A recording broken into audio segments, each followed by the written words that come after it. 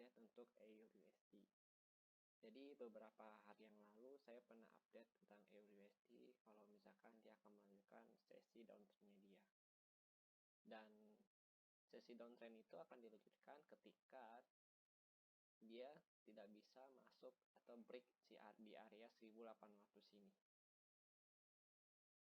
Ketika dia nggak bisa break area ini, maka sesi downtrendnya itu masih dilanjutkan. Ternyata pada saat kemarin itu pas mau penutupan ya, dia mendadak ada breakout satu candle langsung tinggi, dan pada saat dia mengenai resist yang di 18.000 nya ini, ternyata langsung balik lagi arahnya.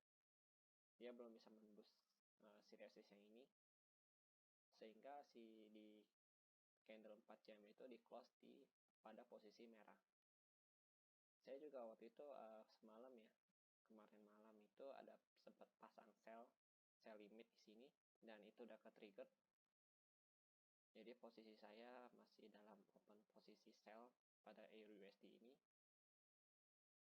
dan itu masih floating profit, belum saya close sama sekali. Dan saya akan lihat dulu untuk minggu depan apakah dia akan turun lagi, kira-kira dia akan menguji support ini lagi nih, trendline ini, atau dia kalau berhasil menguji trendline yang ini, maka dia otomatis akan naik kembali, dan next stopnya dia itu ada di sekitar sini, di area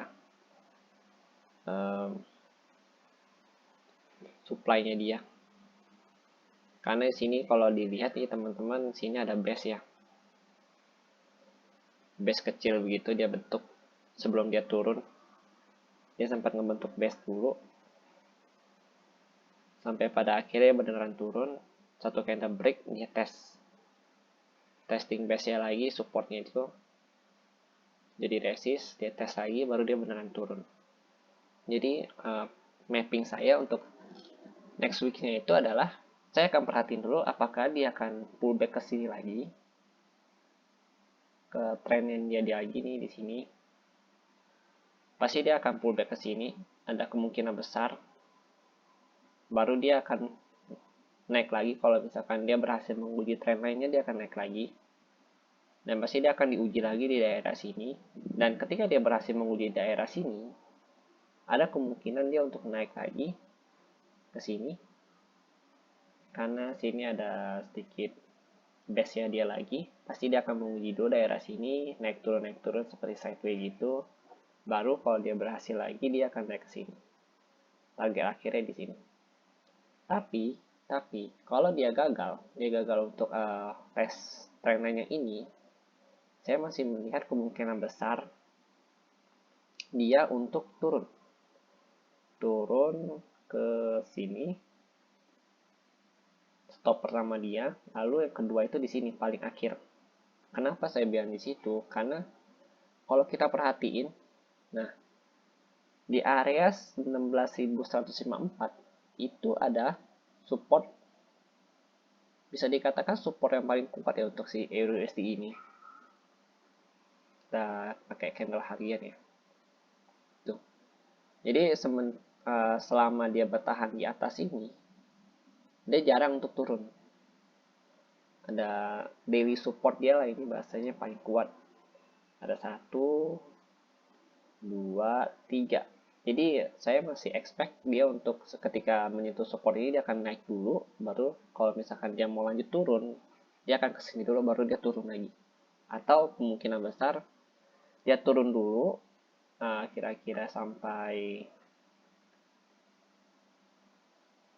mana ini? Sampai sini, lalu dia naik lagi, lalu dia naik ke sini lagi, tes resist, baru dia lanjut turun. Tapi mungkin nggak akan crash separah itu lagi. Jadi skenario saya untuk minggu depan ya kita menggunakan skenario yang ini aja. Saya akan konfirmasi dulu, lihat candle konfirmasinya pada saat dia di sini. Jadi untuk teman-teman yang minggu depan mau trade, bisa dipakai mapping seperti ini, dan ya disesuaikan lagi aja dengan kebutuhan masing-masing ya. Karena ini adalah mapping saya secara pribadi yang saya coba sharingkan dengan kalian semua untuk membantu para trader-trader. Dan ya mungkin ada yang mau diskusi atau sejenisnya, boleh silahkan tinggal di komentar aja. Oke, saya juga ada open buy limit ya di sini. Apakah dia akan ke-trigger lagi atau enggak, kita akan lihat minggu depan. Oke, mungkin sekian dulu untuk analisa USD saya, dan terima kasih untuk telah menonton video ini.